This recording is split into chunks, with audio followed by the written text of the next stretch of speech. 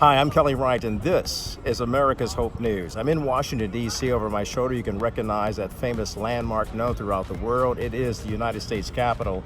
And today, I am here in Washington because there's a momentous occasion going on. It's a program called Let's Talk About Our Dream. It's a 400-year journey of trials, triumphs, and trailblazing throughout the United States history as it pertains to African Americans and the contributions that have been made to this country from this incredible group of people. The 400 Years of African American History Commission Act that was established by Congress on January 8, 2018, Public Law 115-102.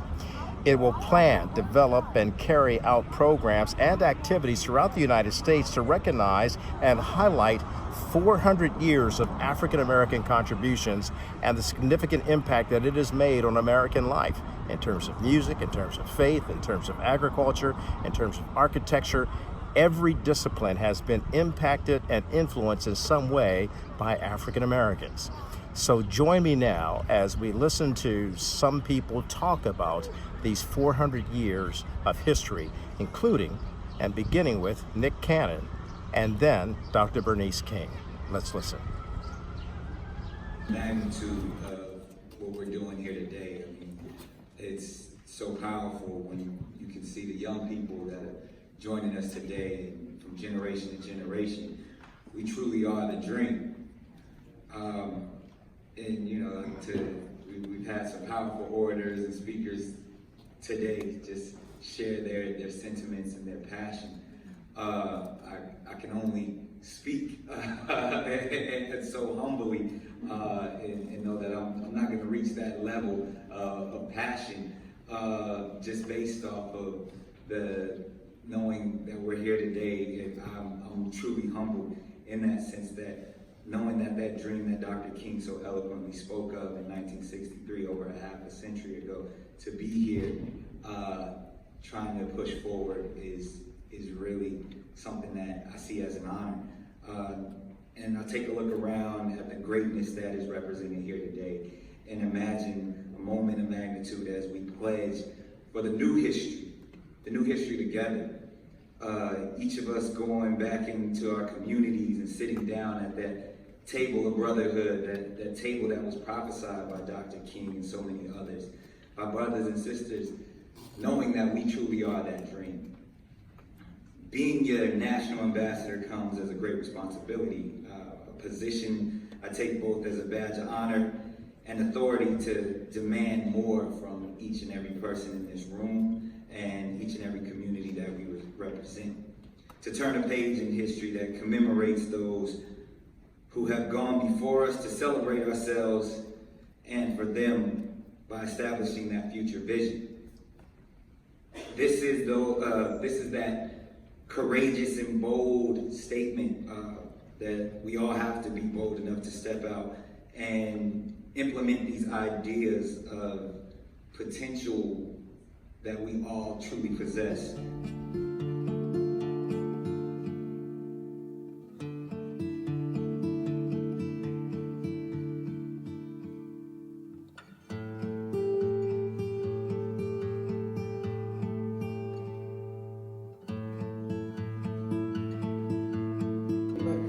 If I think about his dream, he was speaking of creating a more just, humane, and equitable society.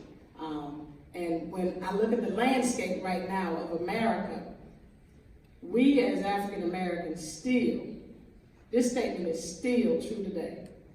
We are the last hired and the first fired. When it comes to every arena in American life, we are last, and that's tragic after a movement that awakened us to the value of African Americans. And so we're still suffering from people understanding our value, our worth, and our dignity. And so this 400-year commission is so important because it gives us an opportunity to begin to set some record straight. But in order to set the record straight, we have to understand that history. Absolutely. Yeah. And that history needs to be more than that we were slaves.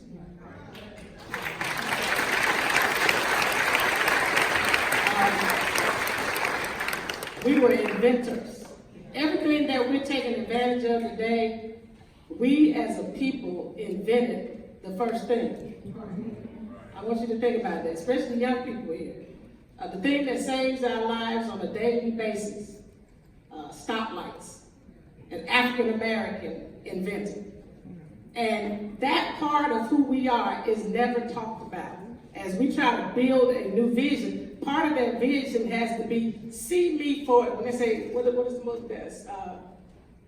When they see us, we need to make sure that they understand that we are kings, we are queens, we are inventors, we are business people. And no offense to your arena, but there's more to blacks than entertainment and athletics.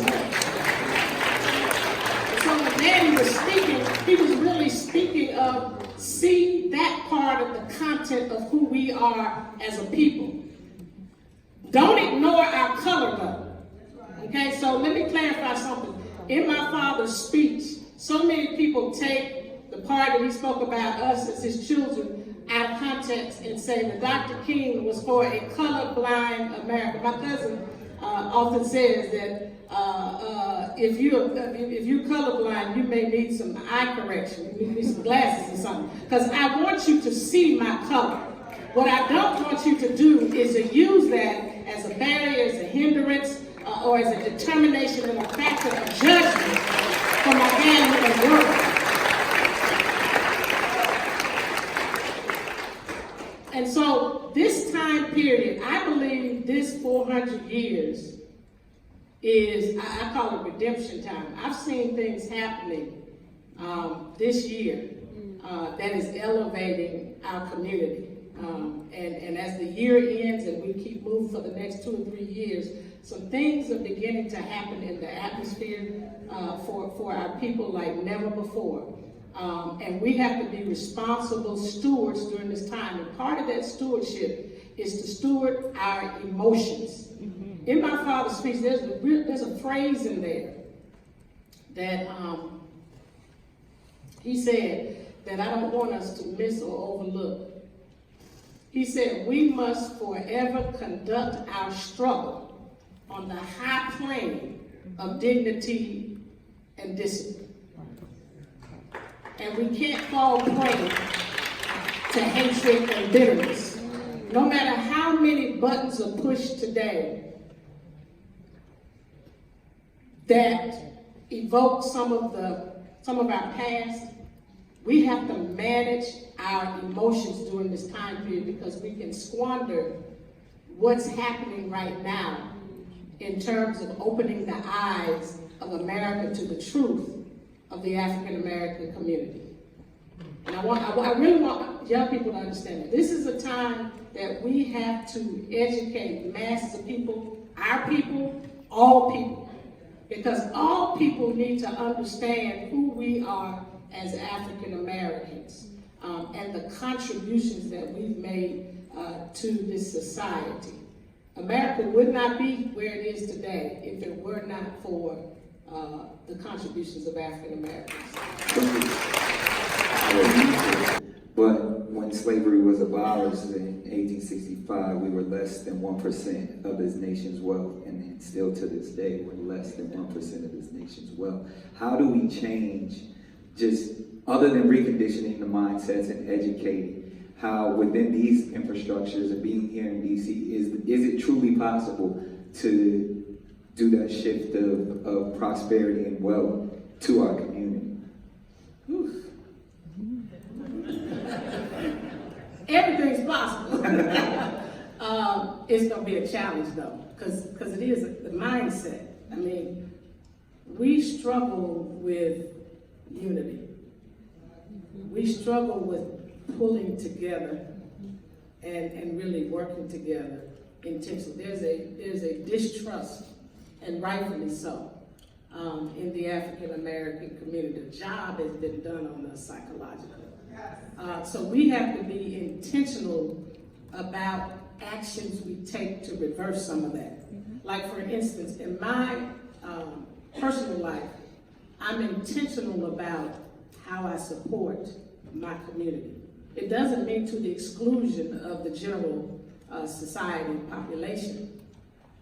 But my bank account is at an African-American bank. Even though I've heard so many of our people say, well, they just don't offer what the other banks offer. Well, they'll never offer what the other banks offer if all of us don't stay and stick in there and help hold them accountable so that they can become that. You know, most of my doctors are African American. I do business as African. Bright young people whose attention span a lot of times, because we are in that ADD generation where, you know, if it's not hot and sizzling in the moment, even in the moment, you'll be excited about it, but there's something else hot and sizzling in the next 30 seconds.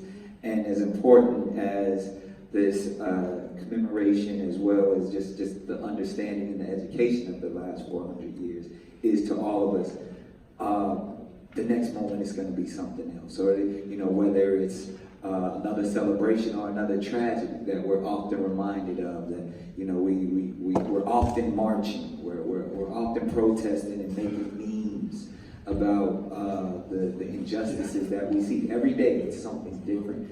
Why or how, as a community, how can we stay on topic? How can we stay focused in that wealth building process, in that understanding and education process, to keep these young people in here engaged and the young people around the world engaged? Well, first of all, I think the people who are disciplined to do it have to step up to the plate, because people need an example. And contrary to what sometimes people say in this generation, the younger generation, I hate saying that because it ages me. We still young. You have to follow somebody's leadership. And it doesn't mean just a single person, but the leadership protocol. There's a leadership protocol in all of nature. We wouldn't be here today if there were not. And so I think it's important that those who are disciplined enough to focus us have to step up to the plate and have to make sure that they are consistent. Because part of our problem is we all get easily distracted. The beauty of a leader like Dr. King was that he was able to focus people. There was a lot going on, believe it or not, in 50 and 60, some similar to today, some not, because I think we've made tremendous progress. But he was the kind of leader who helped people to understand that we have to corral all of our energy, and maybe these one or two things we put emphasis on and focus on in this season, and we have strategy and planning behind it and being consistent with that. That's what we are lacking today in order for it to happen. And the more a person does that and continues to put that out there over and over and over and over again, more people will come to it. But if all of us are going to act distracted, that's going to be a problem.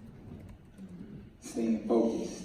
You got to stay focused, because the trick of the enemy is to keep us distracted and to divide and conquer us. And so you have to have that knowledge base to understand that, wait a minute, this is a distraction. And it could be a legitimate distraction. They had legitimate distractions in the 50s and 60s. Trust me, when they were dealing with bus desegregation, there was police brutality going on at the same time.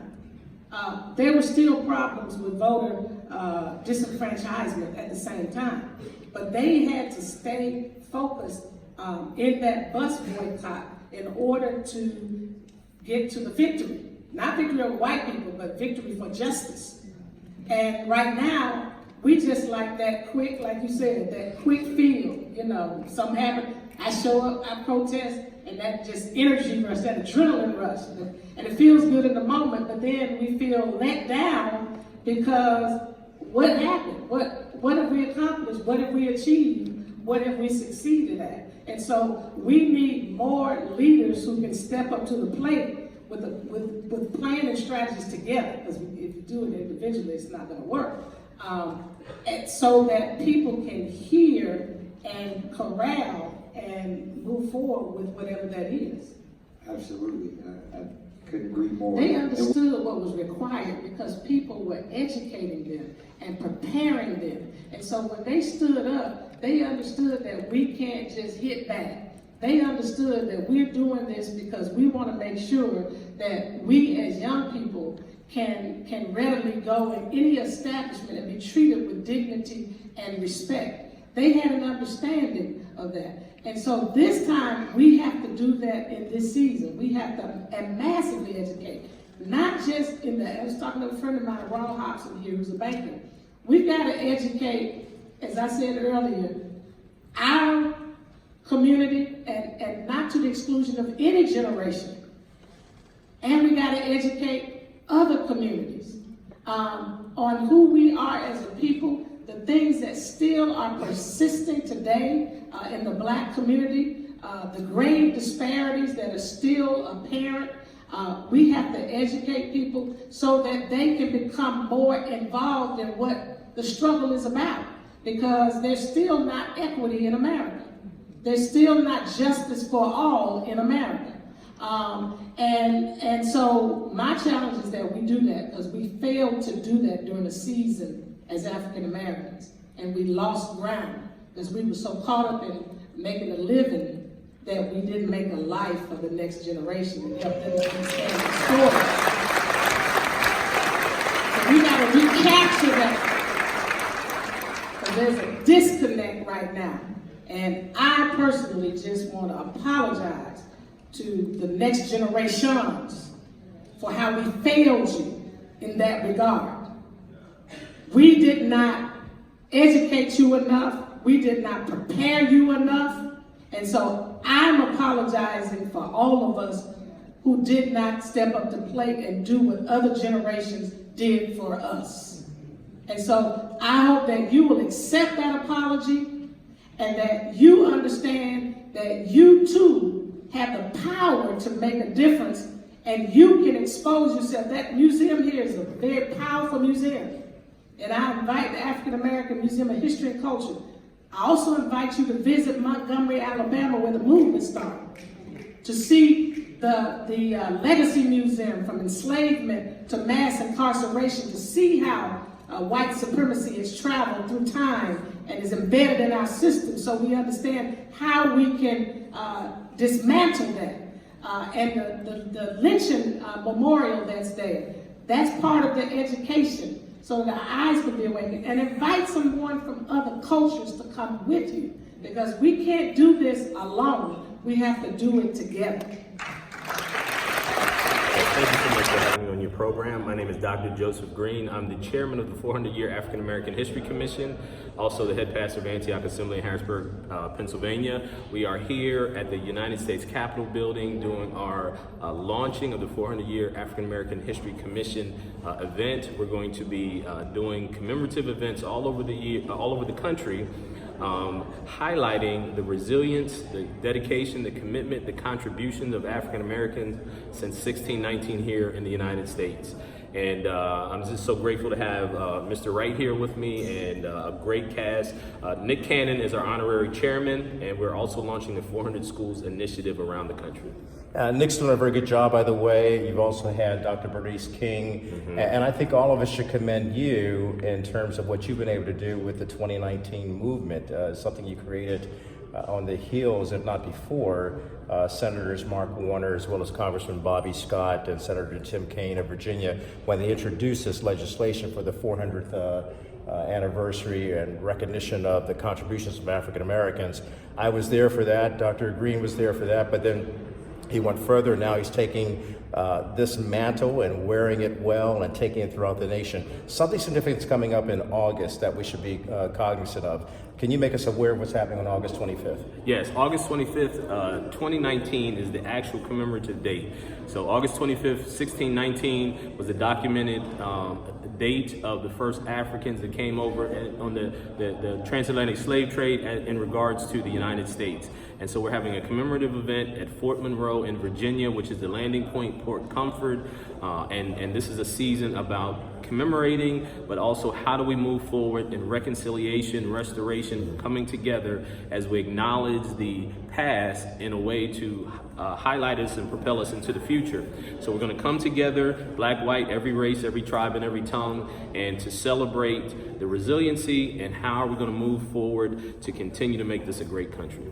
I can't stress that enough. Everybody do that. We're also going to be ringing bells that day in commemoration of the great contributions. And before I leave you, you and I, we've prayed together, we've talked together with a group of men that we meet just about every morning. We're not always there. Right. But men are faithfully praying for this nation. And the one thing I wanted to leave this note on, because you talked about reconciliation, reconciliation, forgiveness is so powerful. And as you know, when I came back from Africa in 1999, what really transformed me was hearing an African president tell me to tell African Americans to see themselves not as victims, but as victors, and seeing themselves as being in the role of a modern day Joseph. Can you expound upon that? Because a lot of people do not know, black or white, the significance and the impact of telling someone you are a modern day Joseph. Absolutely. So one of the things I like to say all the time is we weren't slaves. That wasn't our identity. We were a people that were enslaved. And so because of that, I believe that this is a prophetic time that because we are here in America and we are building a bridge back to Africa, we will be able to help to reestablish relationships with Africa, build up. It's the wealthiest continent in the world, but the people have faced some of the greatest challenges. So just like Joseph went into Egypt, he was able to provide resources for his brothers and his nation to survive in the time of famine. I believe we in America, the African Americans, have a unique opportunity and position to be a blessing, to help to bridge and to reestablish and to build up our brethren in Africa, in the continent of Africa, which again, Kelly, it's the richest continent in the world, but the people are among the poorest. We can do something about that, and so keep watching us.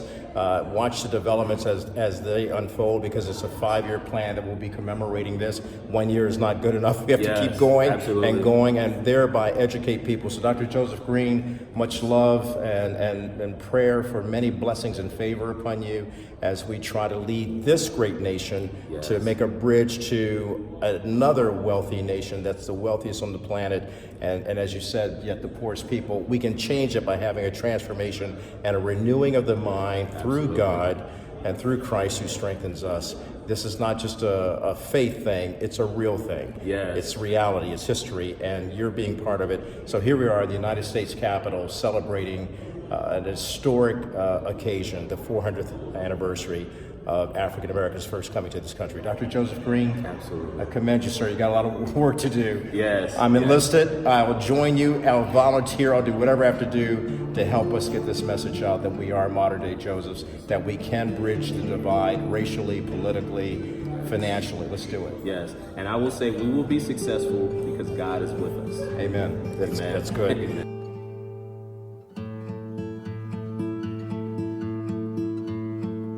I hope you all have enjoyed this episode of America's Hope News as we looked at 400 years of African American history through the eyes of Dr. Bernice King, Nick Cannon, and Dr. Joseph Green.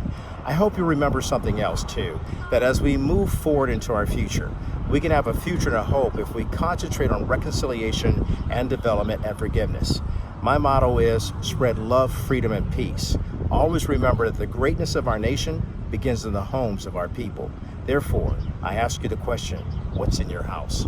Make sure it's filled with love, make sure it's filled with respect for freedom, and make sure it's filled with champions of peace. For blessed are the peacemakers, for they shall be called what?